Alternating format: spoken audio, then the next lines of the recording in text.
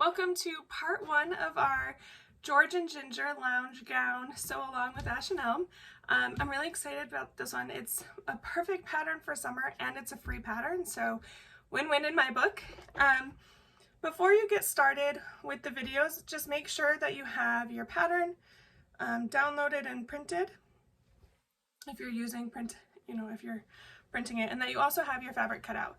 So I am using this awesome gorgeous Crunch Star on Luxe Double Brush Poly. I absolutely love it. I wanted something that would be comfy, but that I would still be comfortable like wearing outside. So I think the Luxe Double Brush Poly is going to be a perfect base for that. And as for pattern pieces, you are going to need to cut 2 skirts on the fold. There's 2 different lengths. There's baby doll length and regular length. I went ahead with the regular length this time because with the baby bump, I figured a little bit of extra length would probably help make it not feel like I'm too exposed. You're also going to need a back bodice piece cut out of your main fabric and a lining fabric, and then 2 front pieces mirror image cut. Again, you'll need one side, each side cut out of the main and lining fabric. And you are also going to need some 3/8 inch elastic. There's a cut chart in the pattern that'll tell you the length of elastic you need to cut for your size, but I do recommend just cutting it now so it's out of the way, and then when it's time to sew it, you're not like, oh, I gotta track down some elastic. So you will need some elastic as well. The cut chart is kind of towards the bottom of the pattern instructions, but today is going to be super great, super easy day. We are just going to be putting the back bodice together today. So let me rearrange my camera here for a second. Sorry. Oops. All right. So to put our back bodice together, what we need to do is you need to have your main fabric. You're going to put it right sides up, and your lining fabric you are going to lay it right side down so that right sides are together, and line it up with your back bodice. Just kind of making sure that those corners and all of those on the side are lined up nicely, because then what we're going to do is we are going to now sew along this edge, the side curve here, the raw edges, using a 1/4 inch seam allowance. So I'm going to use my serger, but if you are using a regular sewing machine, you can totally do that as well. I recommend using a stretch stitch, so zigzag, lightning, triple stretch, one of those. I prefer the lightning, but totally up to you. All right, so again, just along the edge of one side here, 1/4 inch seam allowance. We're going to sew that up. So on the serger, if you are using a serger, like, you should have nothing really being cut off.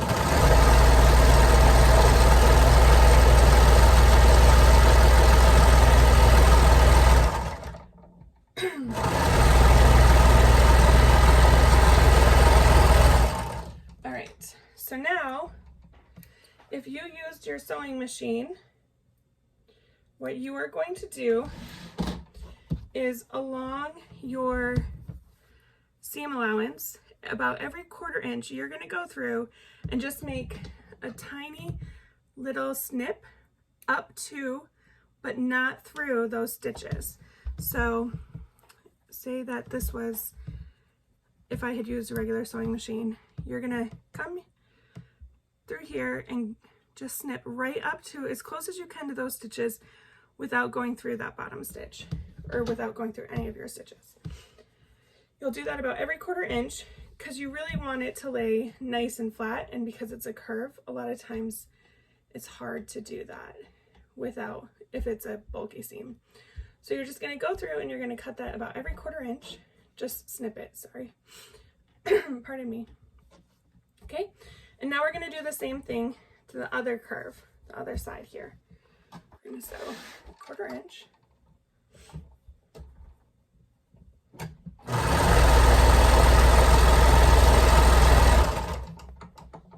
Now I love my serger because it's fast, but you can definitely do any pattern. You can sew anything on a sewing machine. You don't need a fancy machine to start sewing.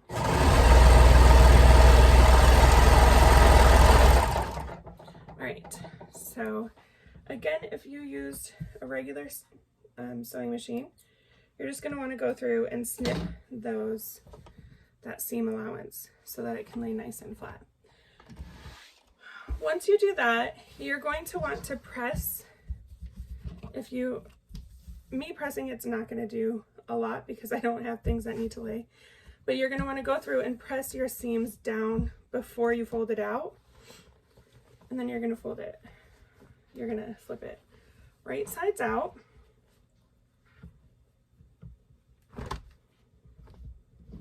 And then if you want, you can go through and press those seams again if you're having trouble with them laying nice and flat or anything like that. I try not to press things unless I absolutely have to. It's kind of annoying to me to go back and forth to my sewing machine all the time. But you should have a piece now that looks like this, where both the sides pardon me, I'm so sorry. I should have drank water before we started. But you have the side seams are enclosed, and then you've got your lining fabric and your main fabric. I cut my lining a different direction so that I could remember which is lining and which is main. When you're using the same fabric, I don't think it really matters. But so that is going to be the first part of it. Now though, we need to create a casing to put our top bodice through the back bodice, which we're going to do on day 3. If you want, you can go ahead and baste along these edges so that they don't slip. I'm just going to go ahead and do that. No, I'm not going to, because then I'd have to get my regular sewing machine out because it's just a 1/4 inch seam allowance. So I'm just going to let it be. But you can baste along this, especially if you have slippery fabric. This luxe doesn't move too much, so I'm not too concerned about it. But if I had a fabric that didn't like to stick to each other very well, I probably would baste. Okay, so with that being said, now what we need to do is we need to turn it so that our lining side is facing up. And then we're going to go ahead and we're going to flip this top part over about a 1/4 inch, and then we're going to press it. And I am going to press it because, I don't have my pressing mat here. Okay, so I'm not going to press it.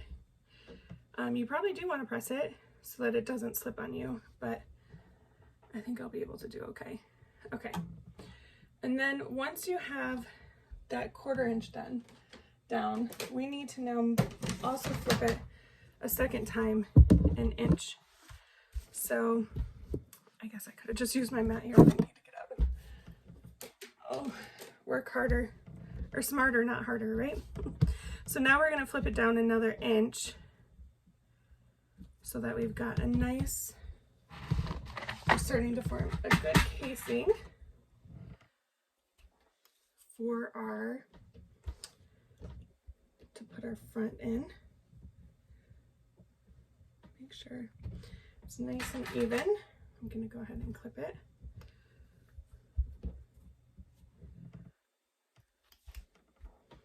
All right.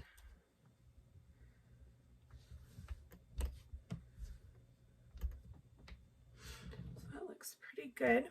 So what we've got now is we're forming a casing that we're going to have to slip our front through it, and that's how the front and the back are attached. You can press this again or just pin it really well. Because this luxe does a really great job at staying put. I'm not too concerned about it, but if your fabric is kind of slippery or doesn't like to stick, definitely pin, press, do everything you can to make it stay. Okay, so I am gonna have to get my sewing machine out. I knew I was gonna have to, so I don't know why I'm being so ornery about it, but make sure my 1/4 inches folded up there. Okay. So what we're gonna do now is put a navy in my sewing machine.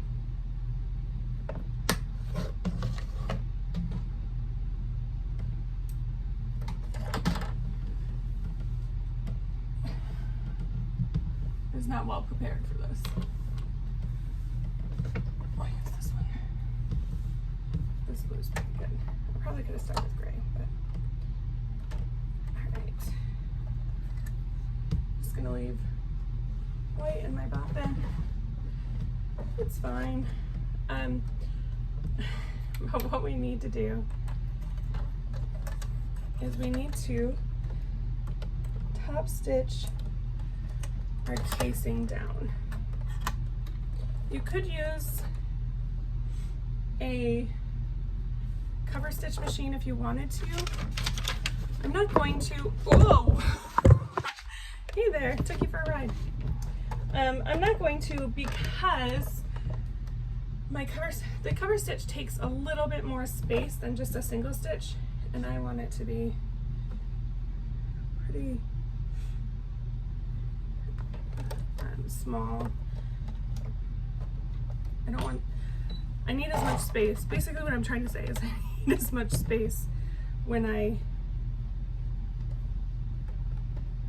pull my top through. So I want to make sure that I have that how I need it. Okay.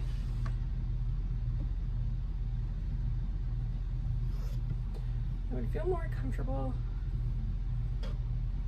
going at this from the other side so I could actually see my seam allowance, my 1/4 inch turn, but we should be all right. All right, so we're gonna sew 1/8 of an inch away from the bottom of our casing.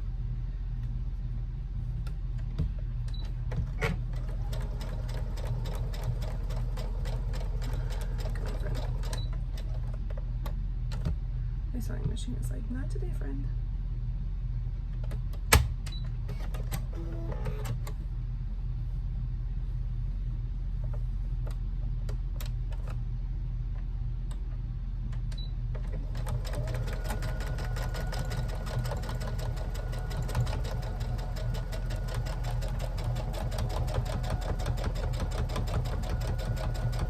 Make sure to back stitch at the front or at the start and the end.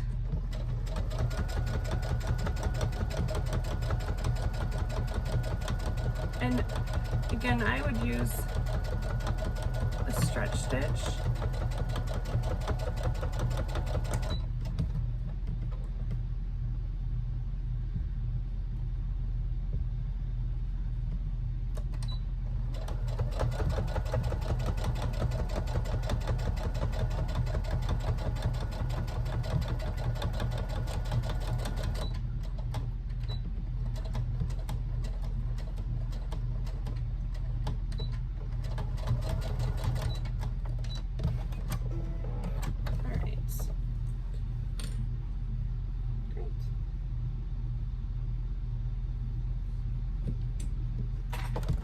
Okay, so let's get this out of the way.